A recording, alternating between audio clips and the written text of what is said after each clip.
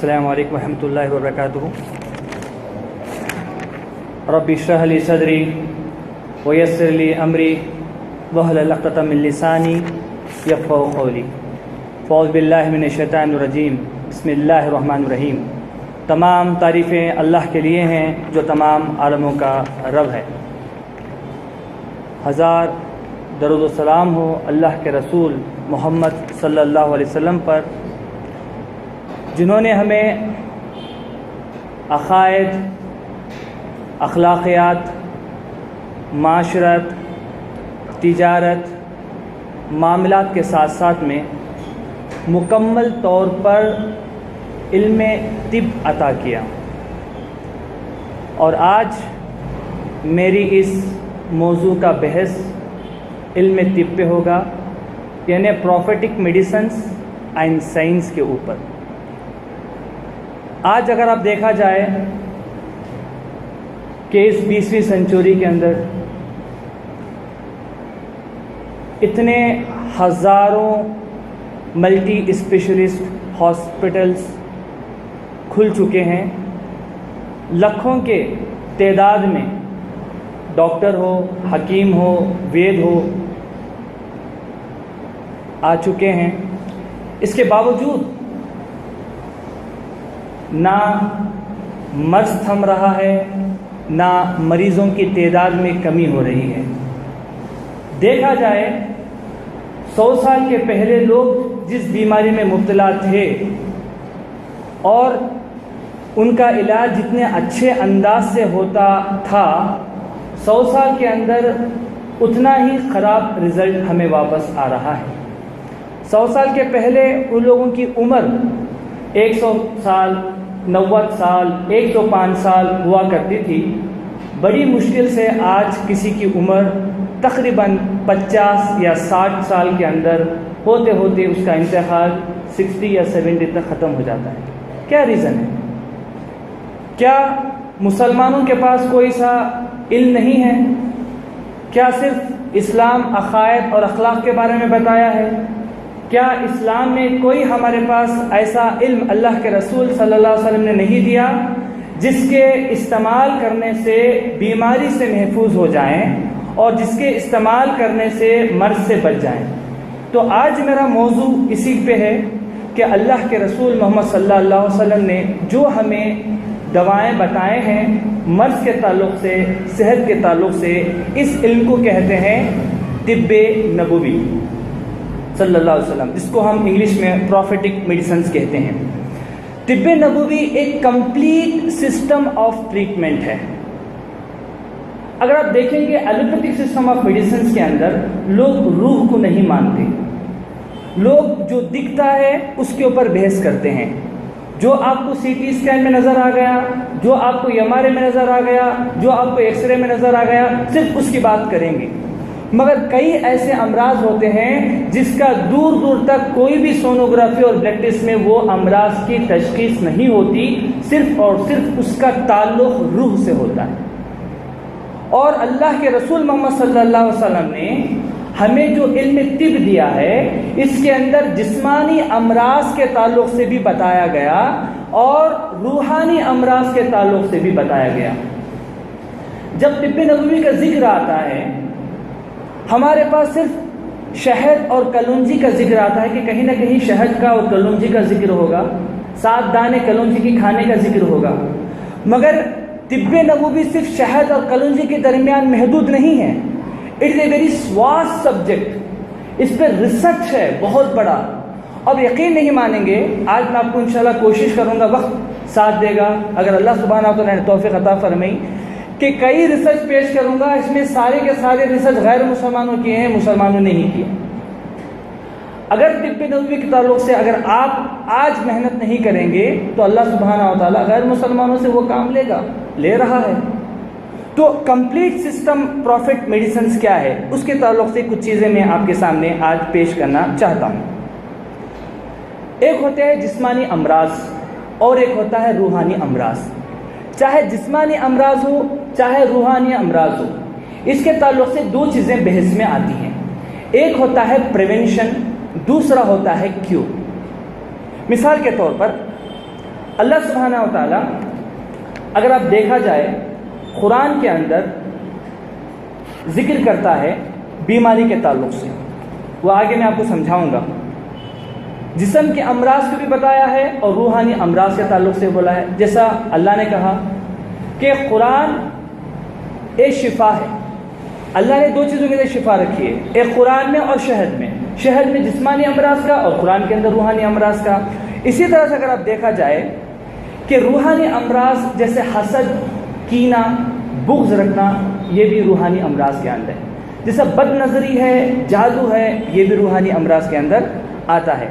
اللہ کے رسول محمد صلی اللہ علیہ وسلم کی حدیث ہے، بخاری کی حدیث ہے، اللہ کے رسول صلی اللہ علیہ وسلم ارشاد فرماتے ہیں ہر بیماری کا علاج موجود ہے، جب دوا کا استعمال بیماری کے مطابق کیا جاتا ہے تو حکم الہی کے طفیل سے شفا یاب ہو جاتی ہے۔ اور ایک حدیث ہے، اللہ کے رسول صلی اللہ علیہ وسلم ارشاد فرماتے ہیں کہ اللہ نے دنیا میں جب کوئی بیماری پیدا فرمائی تو اس کی شفا اور دوا دو بھی ساتھ ہی ساتھ نازل فرمائی۔ احمد کی حدیث ہے، صحیح حدیث ہے، اللہ کے رسول فرماتے ہیں کہ اللہ نے کوئی بیماری ایسی نہیں بھیجی جس کے لیے شفا نہ نازل کی ہو، جو جاننا چاہا اسے سکھایا اور جو نہ جاننا چاہا اللہ اسے ناواقف رکھا، اسے نہیں بتایا۔ تو یہ بیسک کانسیپٹ ہے پروفٹ میڈیسنز کا، کہ پروفٹ میڈیسنز کے اندر کہ کوئی بھی بیماری کا علاج نہیں ہے، یہ کانسیپٹ پروفٹ میڈیسنز کا نہیں ہے۔ ہو سکتا ہے یونانی کے اندر کئی دواؤں کا علاج نہ ہو، کئی بیماریوں کا علاج نہ ہو، ایلوپیتھک کے اندر کئی بیماریوں کا علاج نہ ہو، مگر طب نبوی کا کانسیپٹ ہے چاہے وہ جسمانی امراض ہو چاہے وہ روحانی امراض ہو، اس کا علاج موجود ہے۔ اس سے دو چیزیں سمجھ میں آتی ہیں، ایک ہے مریض کو کہ مریض اپنا مرض کی وجہ سے ہوپ نہ کھوئے، افسوس نہ کرے، مایوسی میں مبتلا نہ ہو جائے، وہ کوشش کرتا رہے جب تک اس کی مرض کا علاج نہ ہو تب تک وہ لگاتار علاج کے پیچھے پڑا رہے۔ دوسرا گائیڈنس ملتی ہے ڈاکٹرز کے لیے، ڈاکٹرز ایک مریض کو یہ کہہ کے نہ بھیج دیں کہ اس بیماری کا علاج نہیں ہو سکتا، بلکہ ڈاکٹر کو بھی چاہیے کہ اس بیماری کا علاج کی تشخیص کے لیے اور اس کے علاج کے لیے ریسرچ کرتا رہے، اور جب تک ریسرچ کرتا رہے جب تک کہ اس کی دوا نہ ملے۔ تو یہ جو بیسک حدیث پروفٹ میڈیسنز کی ہے، اگر اب دیکھا جائے دو کانسیپٹ ہوتے ہیں، چاہے وہ آیورویدک ہو، یونانی ہو، ایلوپیتھک ہو۔ ایک ہوتا ہے پریونٹیو میجرز، تحفظ و سماجی طب، اوکے، اور ایک ہوتا ہے کیوریٹو میڈیسنز، علاج و معالجہ۔ یہ دو الگ الگ ڈویژنس ہیں۔ ورلڈ ہیلتھ آرگنائزیشن جو پوری دنیا میں کئی بلینس آف ڈالر اس لیے خرچ کرتا ہے کہ تحفظ ہو جائے بیماری سے، بیماری آنے کے بعد علاج کرنا ایک الگ چیز ہے، ایسے اقدامات اٹھایا جائے کہ بیماری نہ آئے، اس کے لیے بلینس آف روپیز خرچ کر کے اس کا نام رکھا ہے hygiene, social and preventive medicines. الحمدللہ پروفٹس میڈیسنز کے اندر آپ دیکھا جائے تو 70% اللہ کے رسول صلی اللہ علیہ وسلم نے اسی کے تعلق سے بحث کی ہے، سوشل اینڈ پریونٹیو میڈیسنز کے اندر۔ بیماری ہی نہ آئے، بیماری کا دروازہ بند کر دو، اگر بیماری اس سے آ بھی جاتی ہے تو اس کا علاج بہت آسان طریقے سے کر دیتے ہیں، چاہے وہ جسمانی امراض ہو چاہے وہ روحانی امراض ہو۔ پریونٹیو میجرز روحانی امراض کے اندر بھی ہے، مثال کے طور پر بد نظری۔ ایک تو بد نظری ہے، آپ دیکھ رہے ہیں کسی کو تو کہو ماشاءاللہ لا حول ولا قوت الا باللہ، یا اس کے لیے دعائیں کر دو برکت کی، تو سمجھو کہ وہاں اس کا سلوشن ہو گیا۔ نہیں، روحانی امراض میں بد نظری میں مبتلا ہو گیا ہے تو اس کا علاج یہ ہے کہ اس سے وضو کراؤ اور اس کو غسل کراؤ۔ تو پریونٹیو میجرز کے بارے میں بھی اللہ کے رسول نے فرمایا ہے، چاہے وہ روحانی ہے ہو یا ہے جسمانی امراض۔ مثال کے طور پر جو پریونٹیو میجرز جو سماجی تعلق سے دو چیزوں پہ بحث ہوتی ہے، ایک ہوتا ہے ہائیجین، پاکی، اور ایک ہوتا ہے ہاؤ ٹو ریڈیوس انفیکشن، کہ ہمارے جسم کے اندر انفیکشن نہیں آنا ہے، اس کے لیے کیا تدابیر اختیار کیا جائے۔ اللہ کے رسول صلی اللہ علیہ وسلم ارشاد فرماتے ہیں کہ جو پاکی آدھا ایمان ہے، تو اس سے ثابت یہ ہو گیا کہ ہر مسلمان کو اگر مسلمان ہے تو پاک ہونا ضروری ہے، اتنا تو ثابت ہو گیا۔ اب ہمارا اسلام یہ سمجھاتا ہے کہ تمہیں پاک رہیں گے تو آپ مسلمان ہو۔ مثال کے طور پر بہت سے ریلیجن ہیں، اس کے اندر آپ کو نہانا نہیں ہے، چاہے وہ 10 برس ہو جائے یا 20 برس ہو جائے، نہانا نہیں ہے۔ آپ کو آپ کے بال نہیں کاٹنا ہے، بال چھوڑ دینا ہے، اس کو کٹ کرنا ہی نہیں ہے، یہ بھی ایک ریلیجن ہے۔ اس کی بال میں کنگھئی نہیں کرنا ہے، تیل نہیں لگوانا ہے، یہ بھی ایک ریلیجن ہے۔ مگر اللہ کے رسول صلی اللہ علیہ وسلم نے جو ریلیجن ہمیں دیا ہے، جو ہمیں اسلام پیش کیا ہے کہ بھئی پاکی آدھا ایمان ہے، اگر تم مسلمان ہوگے تو پاک ہوگے۔ صرف پاک جسمانی نہیں بلکہ تم مینٹلی بھی، تمہاری روحانی بھی، تمہاری دماغ میں بھی، تمہاری فزیکل بھی، تمہارا سوشل بھی، سب میں آپ کو پاک ہونا ضروری ہے۔ مثال کے طور پر چند آپ کو ایگزامپل میں آپ کو پیش کرتا ہوں۔ سمجھو مسواک کے تعلق سے، مسواک کرنا سنت ہے، اوکے، اتنا تو معلوم ہے۔ مسواک کرنے سے کیا ہوتا ہے؟ سائنٹیفک کچھ ریسرچ ہے۔ مثال کے طور پر برون اینڈ جاکب ایک کتاب ہے جو 1979 میں لکھی گئی ہے۔ اس کے اندر بتایا گیا ہے کہ جو شخص مسواک کرتا ہے وہ بڑے 5 اورل ہائیجین، مثال کے طور اورل انفیکشن، انہیں 5 ایسے بڑی بیماریاں جو زبان سے شروع ہوتی ہیں اس سے وہ بچ جاتا ہے۔ اور ایک رومیٹک فیور جو آتا ہے جس سے ہارٹ میں بھی بعد میں افیکٹ ہونا شروع ہو جاتا ہے، وہ ایک انفیکشن ہے جس کا نام ہے اسٹریپٹوکوکس بیکٹیریا۔ وہ مسواک کرنے کی وجہ سے وہ اندر داخل ہی نہیں ہوتا، اگر داخل ہو بھی جاتا ہے مسواک کی وجہ سے وہ انفیکشن مر جاتا ہے۔ اسی طرح سے جو دانتوں میں پیلا پن پڑتا ہے اور دانتوں کے درمیان میں فوڈ جو رہنے کے باوجود، اٹکنے کے باوجود انفیکشن کرتا ہے، انفیکشن فارم کرتا ہے، وہ بھی مسواک کرنے کے بعد ٹھیک ہو جاتا ہے۔ نارملی جب بھی ہم کھانا کھاتے ہیں کہیں نہ کہیں اس کے اندر جو ہے انفیکشن ہوتا ہے، تو ظاہر سے بات ہے اس کے اندر جو گمز ہوتے ہیں وہ انفلیم ہو جاتے ہیں، سوجن ہو جاتے ہیں، اور جو ہے وہاں پر کیڑ پڑنا شروع ہو جاتا ہے دانتوں پہ۔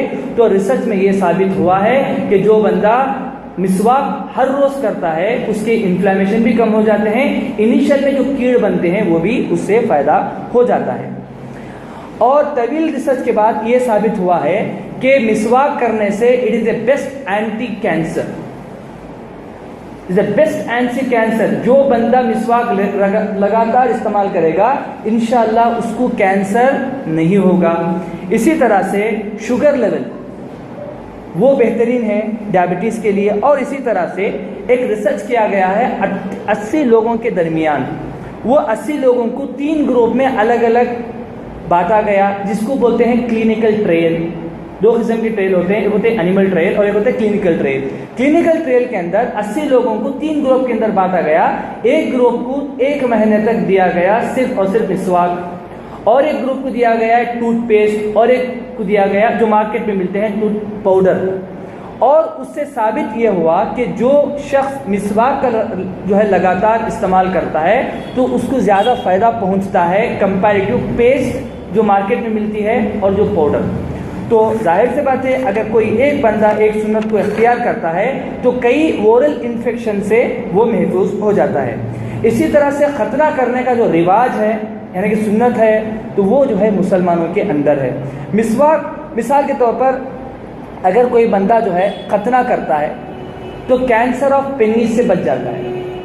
اور دوسری بات، بیوی سے ملاقات کرنے کے بعد، مباشرات کے بعد جو سیمن اگلے حصے میں جو رکتا ہے جس سے پھر سے یورینری ٹریکٹ انفیکشن ہونے کے چانسز ہوتے ہیں، جو بندہ ختنہ کرتا ہے اس سے وہ انفیکشن سے دور ہو جاتا ہے۔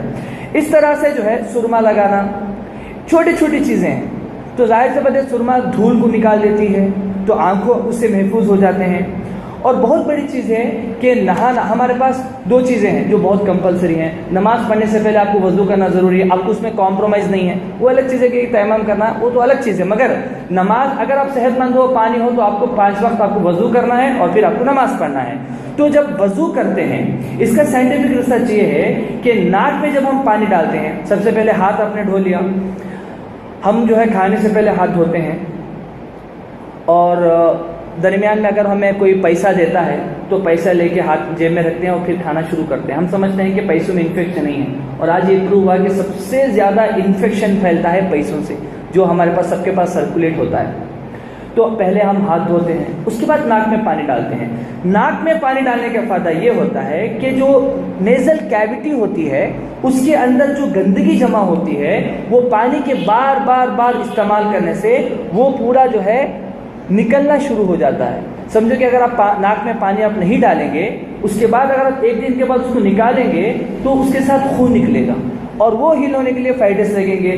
اسی طرح سے جو ہے تقریباً ڈسٹ, پولنس, ایئربورنس, اسپورس اور مائکرو آرگنزمس یہ ہمارے اطراف, کیونکہ اسلام میں جائز نہیں کہ آپ منہ سے سانس نہیں لے سکتے. اگر آپ کو جمائی بھی آ رہی ہے تو آپ کو امیڈیٹلی بند کرنا ہے, آپ کا منہ بند کرنا ہے, الاؤڈ نہیں ہے آپ کو. صرف ایک ہی راستہ ہے ناک سے سانس لینا. ناک سے سانس, کیونکہ اللہ نے فلٹریشن وہیں پر رکھی ہے اور ساری چیزیں وہ وہیں پر جمع ہوتی ہیں. تو یہ بندہ جو بار بار جو ہے ناک کو صاف کرے گا تو اس سے جو ہے کئی بیکٹیریا, خاص کر اسٹریپٹوکوکس اور اسٹریپٹوکوکس جو بیکٹیریا ہیں وہ اندر, جس کو ریسپریٹری انفیکشن ہوتا ہے اس وجہ سے, اس سے وہ انسان بچ جاتا ہے. اسی طرح سے نہانا ضروری ہے ڈیلی, مگر کوئی بندہ مجبوری سے ان کے پاس پانی ہی نہیں ہے تو بھی حدیث میں آتا ہے کہ کمپلسری آپ کو جمعے کے دن نہانا ہے, یعنی 7 days once تو آپ کو نہانا ہے, اس میں آپ کو آپشن ہی نہیں ہے. تو نہانے سے کیا فائدہ ہوتے ہیں؟ ہماری جو انسان کی جو اسکن ہوتی ہے وہ پوری جو ہے افیکٹڈ ہوتی ہے انفیکشن سے. تقریباً ایک دن میں 90% ہمارا پورا جسم انفیکشن سے بھر جاتا ہے, جو ہمیں دکھائی نہیں دیتا ہے. اور اس کے اندر بیکٹیریا اور فنگئی وہ وہیں پر آتے ہیں. مچھر جا کے کہاں پر بیٹھتا ہے, مچھر جا کے خون کہاں پر چوستا ہے؟ پتھروں کے اوپر تو نہیں چوستا ہے, وہ آتا ہے, اس کو معلوم ہے کہ یہ جسم ہے, یہاں پر بیٹھوں گا تو خون نکلے. تو اس طرح سے یہ نہانے کی وجہ سے تقریباً 90% جو مائکرو آرگنزمس ہیں وہ ایک ہی دن میں جو ہے نکل جاتے ہیں. اور مباشرت کے بعد نہانا یہ اسلام میں فرض ہے. ایسا نہیں کہ مباشرت کر لیا اور پھر نہانے میں اب وہ بغیر نہائے وہ نماز میں شامل نہیں ہو سکتا. دیکھیے میں مسئلہ مسائل کی بات نہیں کر رہا ہوں, جنرل کی بات کر رہا ہوں. تیمم کرنا ہے وہ ایک الگ چیز ہے, مگر نہانا ضروری ہے. تو اس سے 2 فائدے ہیں, کیونکہ اگر وہ ایسے ہی کھلا رکھتے کہ بھئی آپ بغیر نہا کے آپ نماز میں شامل ہو سکتے ہیں, تو ہر بندہ رات میں بیوی سے ملے گا, صبح میں آ کے ایسے ہی نہائے. تو جب انسان بولے گا مجھے نہانا چاہیے تو بیوی سے بار بار ملنا بھی بند کر دے گا, کیونکہ بار بار بھی جو ہے ملنے سے اپنی صحت نکلتی رہتی ہے, اپنی صحت خراب ہوتی رہتی ہے. تو اسی طرح سے جو ہے مباشرت کے فوراً بعد نہانا ضروری ہے. مباشرت کے وقت میں جو سویٹنگ ہوتی ہے, پسینہ جو نکلتا ہے وہ بہت گندا ہوتا ہے. اگر آپ اس وقت نہیں نہاتے ہیں تو تھوڑی دیر کے بعد وہ پھر اگین ری ابزرو ہو کے پھر وہ جسم کے پورس کے اندر جمع ہو جاتا ہے, جس سے سورائسس, لیکوڈرما, اسکن ڈیزیزز, خارش, کھجلی, پھنسیاں, پمپل, یہ ساری چیزیں آنا شروع ہو جاتی ہیں. اور دوسری بات یہ ہے کہ جب انسان مباشرت کرتا ہے تو اس سے 2 چیزیں ہوتی ہیں, کیونکہ اس میں اتنا زیادہ انرجی لاس ہوتی ہے. اگر وہ نہیں نہاتا ہے تو یا تو وہ ڈپریشن میں چلا جاتا ہے یا وہ ڈیپ سلیپ میں چلا جاتا ہے. جب وہ امیڈیٹلی نہا لیتا ہے تو اسکن کے پورس کھل کے اس کو کمپلیٹ آکسیجن ملتی ہے, جس کی وجہ سے جو ہے اس کو پھر سے ایک نئی انرجی ملتی ہے. اسی طرح سے ناخن تراشنا یہ بھی ضروری ہے. حالانکہ کتنے چھوٹی چھوٹی چیزیں ہیں, کیونکہ ظاہر سے بات ہے کہ 90% جو انفیکشن جمع ہوتی ہے وہ ناخن کے نیچے جمع ہوتی ہیں. جب آپ ایک بندہ ناخن جو ہے تراشتا رہے گا تو اس کو جو ہے انفیکشن سے بچ سکتا ہے. اور اسلام میں ضروری ہے کہ زیر ناک اور بغل کے بال کاٹے, یہ کمپلسری ہے. آپ کو آپشنس نہیں ہے کہ آپ کر سکتے تو کر سکتے, نہیں تو نہیں, آپ کو کرنا ہی ہے. تو یورپ کے اندر ایک کلچر ابھی تو چینج ہو رہا ہے. یورپ کے اندر ایک بڑی مقدار میں لوگ پتہ ہی نہیں ہے کہ ان کو جو ہے بغل کے بال اور زیر ناک کے بال نکالنا ہے, ان کو پتہ ہی نہیں ہے. مگر اب اسلام میں یورپ کے لوگ بڑی مقدار میں اس لیے داخل ہو رہے ہیں کیونکہ ان کے پاس ایک لائف اسٹائل سامنے ہے ہی نہیں کہ کیسا چلنا ہے. جب اسلام اپنا رول ماڈل پیش کرتا ہے تو لوگ زیادہ سے زیادہ آ رہے ہیں اسلام کی طرف. وہ لوگ زیر ناف کے بال نکالنے کا کانسیپٹ ہی نہیں ہے, وہ صرف سر کے بال کا کانسیپٹ ہے ان کے پاس.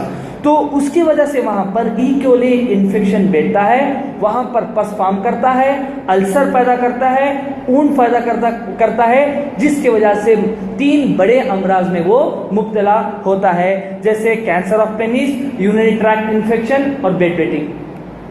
اگر جو ہے اس طرح سے بالوں کو صاف کرتے رہیں گے تقریباً، چاہے وہ 40 دن میں 1 مرتبہ یا مہینے میں 1 مرتبہ، 1 ہفتے میں 1 مرتبہ، تو ظاہر سی بات ہے کئی بیماریوں سے بچ سکتے ہیں۔ اسی طرح سے اگر آپ دیکھا جائے کھانے پینے کے تعلق سے کوئی بھی ریلیجن میں صحیح گائیڈنس نہیں ملے گا، اسلام صحیح گائیڈنس دیتا ہے۔ مثال کے طور پر اللہ کے رسول صلی اللہ علیہ وسلم کی حدیث ہے کہ اللہ کے رسول صلی اللہ علیہ وسلم جو ہے ارشاد فرماتے ہیں، کسی خالی برتن کو بھرنا اتنا برا نہیں ہے جتنا آدمی کا خالی شکم یعنی پیٹ بھرنا۔ انسان کے لیے چند لقمہ کافی ہے جو اس کی توانائی یعنی انرجی، توانائی کو باقی رکھے۔ اگر پیٹ بھرنے کا ہی خیال ہے اور اس سے مضر نہ ہو تو 1/3 کھانا، 1/3 پانی اور 1/3 حفاظت نفس کے لیے چھوڑ دیں۔ یہ حدیث ہے، صحیح حدیث ہے، تقریباً مسند احمد کی حدیث ہے۔ اب اللہ سبحانہ و تعالیٰ جو انسان کو بنایا ہے وہ آگ، ہوا، پانی اور مٹی سے، یونانی کا کانسیپٹ بھی یہی ہے کہ آگ، ہوا، پانی، مٹی سے۔ اور اگر آپ دیکھا جائے ہوا، پانی، مٹی سے آگ کو گرم کیا گیا، تو انسان جو ہے جزو آبی، جزو ارضی اور جزو ہوا سے بنا ہوا ہے۔ جب وہ انسان کھاتا ہے تو تینوں، آبی کو بھی جگہ دینا ہے، ارضی کو بھی جگہ دینا ہے اور ہوا کے لیے بھی آپ کو جگہ دینا ہے۔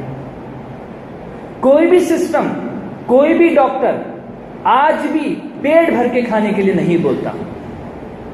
تقریباً حدیث کے بہت حدیثیں ہیں بٹ میں مفہوم کچھ پیش کر رہا ہوں۔ بھوک لگے تو کھائیں، اگر بھوک آپ کی باقی رہے تو اپنا ہاتھ اٹھا دیں۔ یہ بڑا مشکل ہے، سمجھو کہ آج کے دور کا بہت بڑا جہاد ہے کہ بہترین بریانی رکھی ہوئی ہے، بھوک ابھی باقی ہے، سب پلیٹ میں ہے اور اپنا ہاتھ نکال دینا، یہ بہت بڑا ایک جہاد ہے۔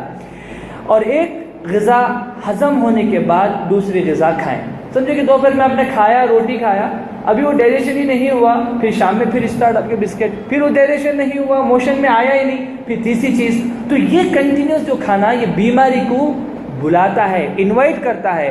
اور جلد ہضم ہونے والی غذا کھائیں۔ اور آپ کو معلوم ہونا چاہیے کہ جلد ہضم ہونے والی غذا میں گائے کا گوشت، بکری کا گوشت، چکن، یہ ساری چیزیں نہیں آتی ہیں۔ جلد ہضم کھانے میں آپ کو آتے ہیں جو اس کو ہم بارلی کہتے ہیں، اسی طرح سے پھل پھلالی فروٹس۔ آدم علیہ السلام نے کیا کھایا جنت کے اندر؟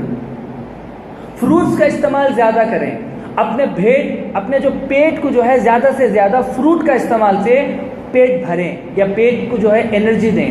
دیکھو 2 چیزیں ہوتی ہیں کہ غذا تو آپ کو کھانا ہے، غذا ایسی کھائیں جو آپ کی طبیعت رغبت کرتی ہے۔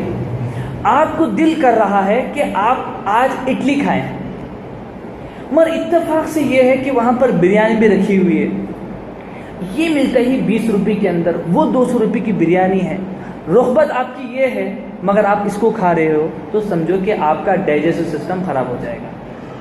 آپ کے پاس 4 قسم کے پھل پھلالی رکھے ہوئے ہیں، آپ کی نسبت ہو رہی ہے، طبیعت کر رہی ہے کہ میں تربوز کھاؤں، مگر دیکھ رہے کہ تربوز کم رکھا ہوا ہے، وہ تھوڑا سا خربوزہ زیادہ رکھا ہوا ہے۔ اب وہاں پر آپ کی طبیعت کے خلاف بھی اگر آپ کھاؤ گے تو ظاہر سی بات ہے وہ آپ کو نقصان کرے گا۔ اسی طرح سے آپ کچھ سی فوڈ ہے لوگوں کو پسند نہیں ہے، پھر بھی بولے کہ دوست کی خاطر، اماں کی خاطر، بابا کی خاطر کھلا دیتے ہیں شادیوں میں، تو سمجھو کہ اس سے بیماری میں مبتلا ہوتا ہے انسان۔ اسی طرح سے غذا کے 3 درجات ہیں۔ ایک ہوتا ہے درجہ ضرورت، بھائی آپ کو جو ہے اللہ رسول کی حدیث ہے کہ تمہارے لیے کھانا اتنا کافی ہے کہ تم کھاؤ تو تمہاری جو ریڑھ کی ہڈی ہے وہ تمہاری جو ہے تھوڑی سی اسٹرانگ ہو جائے، اتنا کافی ہے کھانے کے لیے۔ اور ایک ہوتا ہے سیکنڈ، اب وہ بھی کھا لیا، اب یہ سنت تو بڑی مشکل ہے، اب اس کے بعد درجہ کفایت، چلو نو، سمجھو کہ مطلب نو گین نو لاس کا چکر، چلو زیادہ بھی نہیں کھایا اور کم بھی نہیں کھایا، ٹھیک ہے۔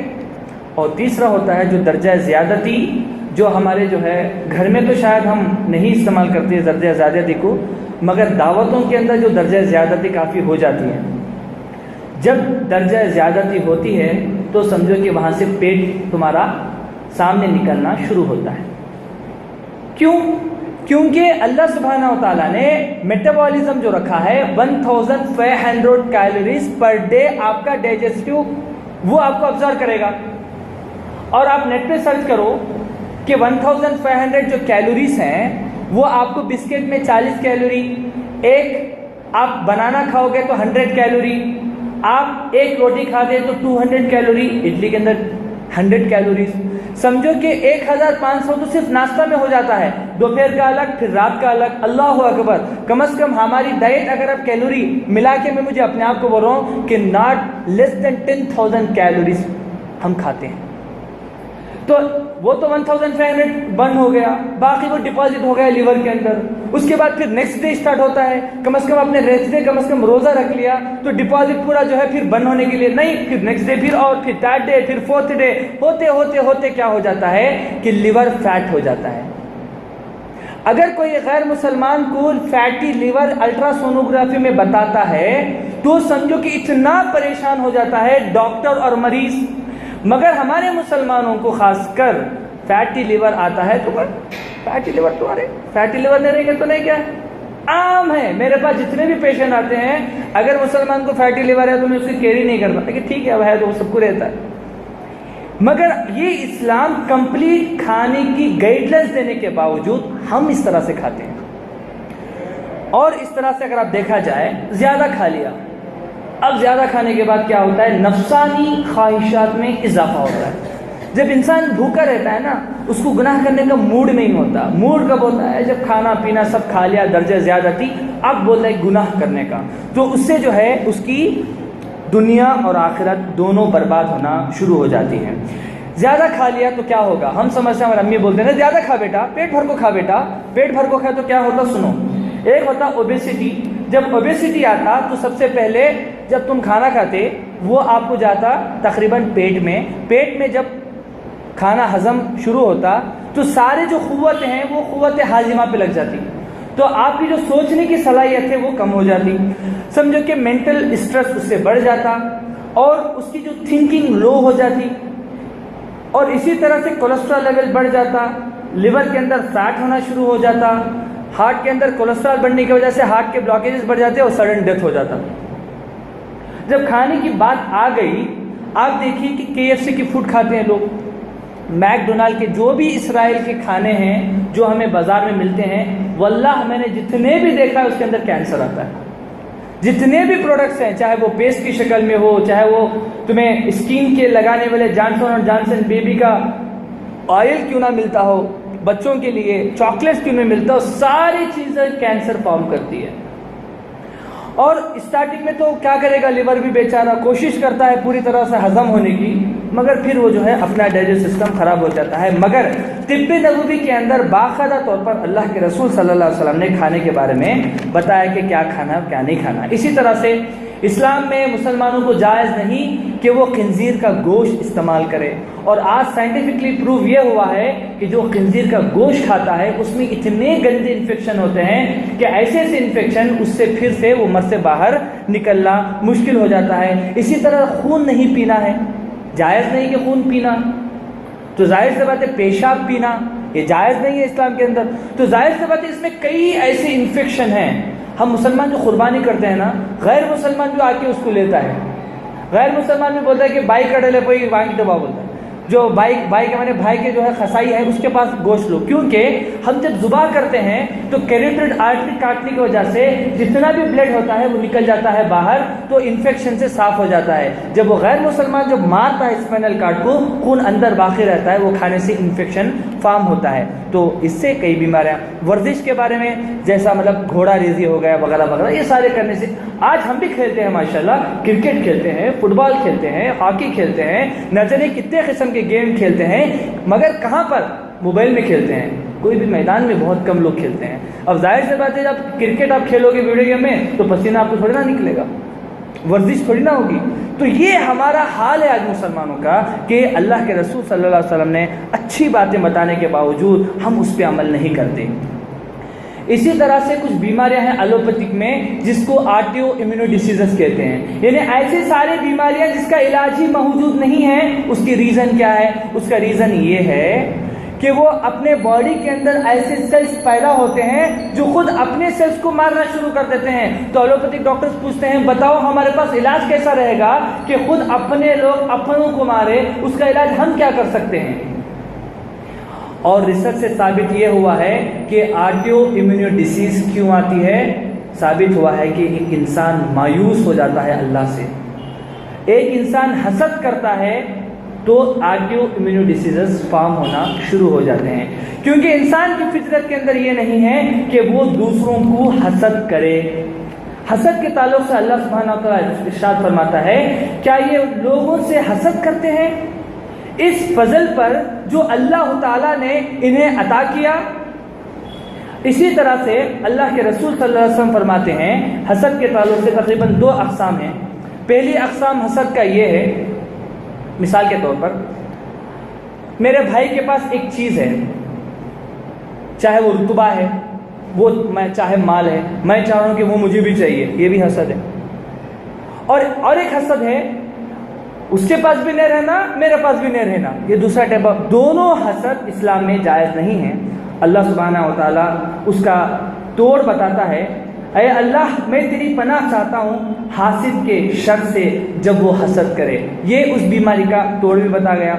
اللہ کے رسول صلی اللہ علیہ وسلم ارشاد فرماتے ہیں کہ ایک دوسرے سے بغض نہ رکھو، حسد نہ کرو، اعراض نہ کرو، قطع تعلق نہ کرو. اے اللہ کے بندوں، بھائی بھائی بن جاؤ.